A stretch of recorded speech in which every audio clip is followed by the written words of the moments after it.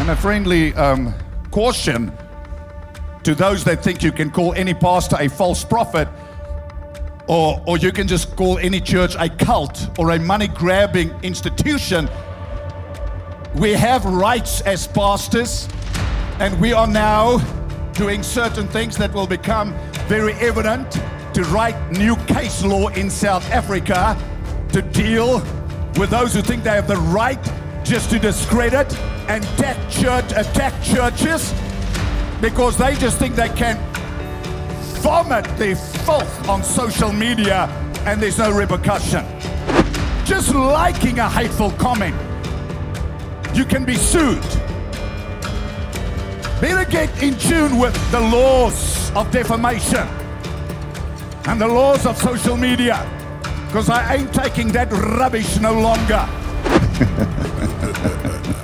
G'day folks, welcome to the channel. In this video, I want to play you a clip by a pastor called Boshoff from CRC Church in South Africa.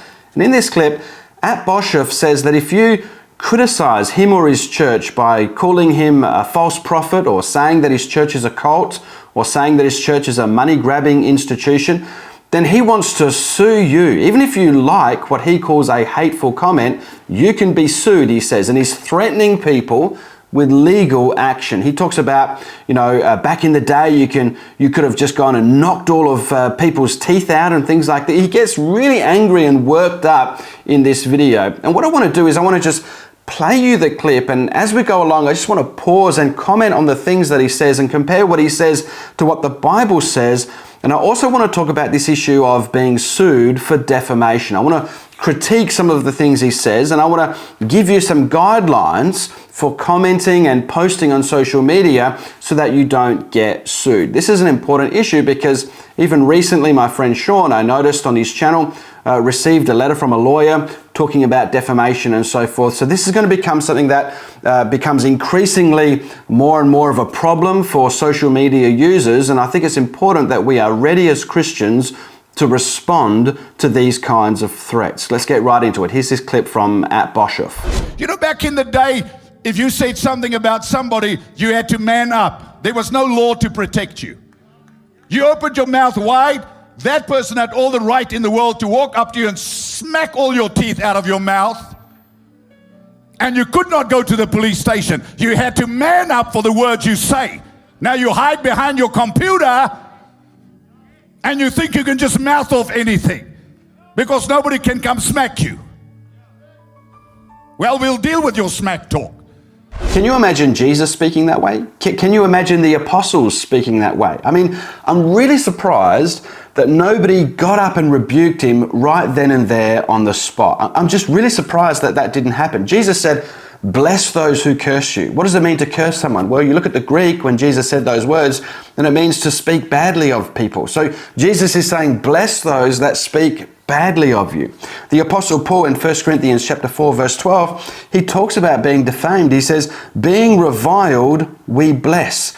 Being persecuted, we endure. Being defamed, we entreat. What does it mean to entreat? Well, it means to seek to convince people that the things being spoken against you are false. So the Apostle Paul would seek to convince people that these things being spoken against him were not true. That's the way that Boshoff and CRC Church should be dealing with things. Now, how would they do that practically? Well, if the media is accusing them of being a money-grabbing institution, or if people are on social media saying they're a money-grabbing institution, what they can do is seek to convince people that that's not true by showing them their financials, showing the people and the media, here's the financials of the church. Look, we've not been mishandling finances. I have to fight this on behalf of every pastor, I will. But the church will have dignity again, and pastors will be revered again, and we will put dignity back on the church of our Lord Jesus Christ. Amen.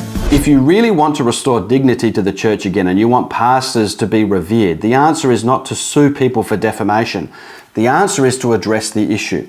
What's the issue? People are looking at CRC Church as a money-grabbing institution. Now, how do you address that particular issue? Well, do what the Apostle Paul did. What did the Apostle Paul do when he was concerned that people might think he was in it for the money?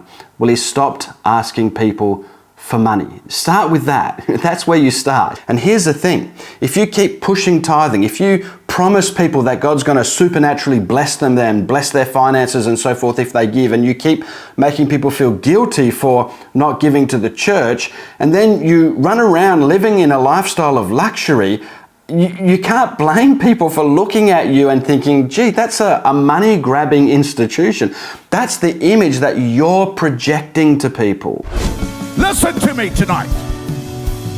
I can't go around and call you a false lawyer or a false property agent.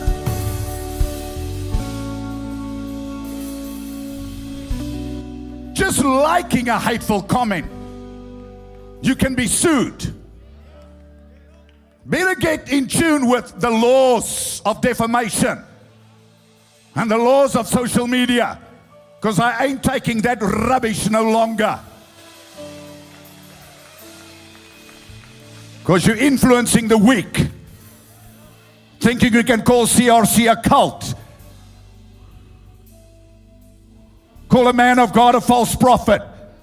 That would be as good as me going and saying you're a false attorney, you're a thief. You have no right. The Constitution protects me as much as it does you. The law protects me as much as it does you. So you better choose your words very carefully. Listen to me. Listen to me. I'm not 30 years old.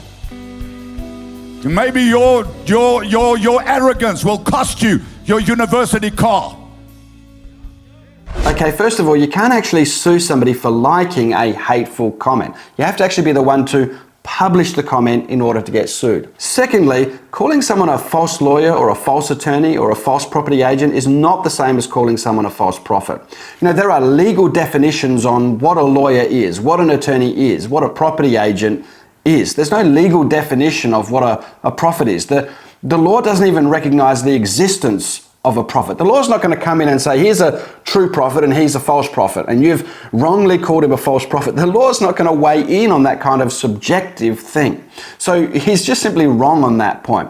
In addition to that, when you call someone a false lawyer or a false property agent or a false attorney, that implies some sort of fraud and perhaps even criminal behavior. Not so when you call someone a false prophet. So he's simply wrong about that point. Make the devil and his followers pay for the poor. Watch me. Make the devil and his haters pay for our feeding projects. Those who attack the church will fund the feeding of the poor. Listen to me. Listen to me. Very people this devil oppressed, his followers will pay to remove their pain and their suffering. Yes. So what he's saying is that he wants to sue those that attack the church and then use the money to help their feeding program and to help grow their ministry to the poor. And one thing that I will say about CRC Church is that they do have a very good feeding program. They do have a very good ministry to the poor, and they should be commended and praised for that, because many people are blessed because of what they're doing. However, I would also say that whenever I've looked into the finances of big mega churches, what I've found is that they'll rake in like $7, $8 or more $1 million and then give like $100,000 or $200,000 to minister to the poor. Now they'll make themselves look great with that $100,000 or $200,000, but the reality is it's just a slither of what they're actually taking in. We have advocates and lawyers that are now operating pro bono to give their time to defend the faith. It's not a game any longer. Too much at stake. Pro bono lawyers. I mean, the word pro bono means that they act without a fee until they win. You know, I mean, just pay for your lawyers, man. Just fork out the money and pay for the lawyers. Listen, I mean, the last thing you want to do is use pro bono lawyers anyway. But here, think about this. I'll give you a little tip. If somebody tries to sue you for saying that CRC Church is a money-grabbing institution, you can just respond very easily by applying to the court for what's called discovery, and you can apply for all of the financial records of the church, as well as their bank statements, everything. Can you imagine that? Can you imagine being sued for defamation for calling the church a money-grabbing institution, and then you're just like, yeah, give me discovery. I want to see all of the financial records of the church. I want to see their bank statements. I want to see where this money is going. I mean, they'd be in big trouble if they tried to sue me for defamation, I tell you that. You say, Pastor, that doesn't sound Christ-like. How about Jesus, who made a whip and he beat some people out of the temple that were stopping people from coming to Jesus Christ? Let me tell you, if you go on social media and you rant and you rave and you push people away from God and you cause people to backslide and you deceive people, then the whip of the law is coming your way. Thank you very much. Donkey. I honestly can't believe he brought that passage up. I mean, seriously, people are accusing his church of being a money-grabbing institution, and he responds by saying Jesus drove people out of the temple. Why did he drive people out of the temple? Just think about it, right? They were selling animals and, trying to make money. They were turning the temple of God into a marketplace. Jesus says, this is meant to be a house of prayer, but you have turned it into a den of thieves. Why would he bring that passage up when he's being accused of the very thing that Jesus is condemning? Don't do the soft Christianese thing with me. Say, Pastor, pray for your enemy. I'll pray for them afterwards. And you can't sue a brother. He's not a brother. The Bible says, mark a divisive man. The Bible says, mark a divisive man. Mark him. Silence him. Get rid of him. Mark him. When you read that passage about marking a divisive man, it's talking about people that are preaching false doctrine contrary to the apostolic teaching. That's the context. Now, when Paul says not to sue a brother, he's talking about people that are defrauding each other and so forth, and he says, look, don't sue each other, let it be sorted out within the church. Now, he's trying to say, we dismiss that. If they're speaking against us, well, we dismiss it because they're not a brother. That's ridiculous. Paul is talking to people that were defrauding each other, and he still assumes that they're brothers, and he says, look, this needs to be sorted out in the church, and he says, don't go to the law against each other. Let even the weakest among you judge. If what this man is saying is correct and we can just dismiss anyone just at the drop of a hat, then Paul's teaching is meaningless. It's very reasonable for a born-again Christian to look at Boshoff and say, look, this guy got mega rich from the ministry. Now, whether or not that's true, I don't know. We can't say, I'm not saved because I believe that. I'm not saved because I've reached that conclusion. That's just ridiculous. The fact is, a saved person can easily reach that conclusion, and the Bible is very clear, you can't sue a brother. Paul used Roman law to defend himself. People beat up on him. Today, people beat up on you with their words. He said, I'm a Roman citizen. They backed off. Yes, the Apostle Paul did use Roman law to defend himself, but that's when he was imprisoned by unbelievers, right? The Apostle Paul wouldn't use Roman law to sue a brother for defamation. That's ridiculous. Can you imagine the Apostle Paul suing a brother for defamation? And yet, I bet if this pastor was to sue somebody, most of the church would be behind him. It's terrible. Terrible that people would think that this sort of behavior was okay when it's not. It's unbiblical. And I would say the very fact that he's teaching that to his church, in my opinion, he's a false teacher for teaching this kind of thing to his congregation. Now, that's not defamatory for me to say because, number one, I'm giving my opinion, and my opinion is based on fact, and it's in the public interest. You see how defamation law works? You've given your opinion, and it's based on fact. The opinion is actually based on fact, and it's in the public interest. That's how defamation law works in South Africa. As well, if you're in America and you comment, and he tries to sue you in South Africa, you're going to have a very difficult time trying to enforce that in America. It's crazy that this guy actually thinks that, he can sue people left, right, and center for the silliest of things. In my opinion, it would not be defamatory to say that Boshoff is a false prophet, because even just recently, he claimed to be prophesying on behalf of God when he used Old Testament verses in the Bible about the nation of Israel and applied them to his congregation, promising that they would be financially blessed this year. He literally did this recently, and he said that he actually said he was prophesying to them as he was using scriptures about the nation of Israel in the Old Testament and applying them to his congregation. To me, in my opinion, it would not be defamatory to say that he was a false prophet on that basis, right? And no court is going to, try to say, oh, is he a false prophet? Is he not? No court is going to weigh in on that. It's ridiculous.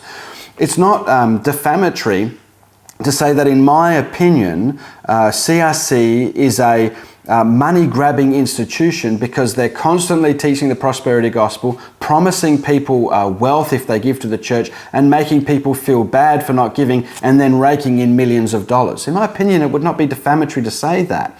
It would not be defamatory, in my opinion. I've heard that when people sign up for membership at CRC Church, I don't know if this is true, but I've heard this, they have to sign a pledge to be loyal to Boshoff. Now, if that's true, if that fact is true, then it would not be defamatory to say, in my opinion, CRC Church is a cult because they make members sign a pledge of loyalty to Boshoff. Number one, I'm giving an opinion. The opinion would be based on fact, and it would be in the public interest. You see, it's silly to think that you can just sue people left, right, and center for defamation. And in my experience, a lot of these pastors, they just blow a lot of wind. It's a lot of wind. They don't actually sue you. They just threaten you with legal action in order to stop you from speaking. Well, I hope you like this video. If you have, please consider subscribing. Give me a thumbs up, hit the bell notification button. I'll see you in the comments section, and you'll see me in my next video.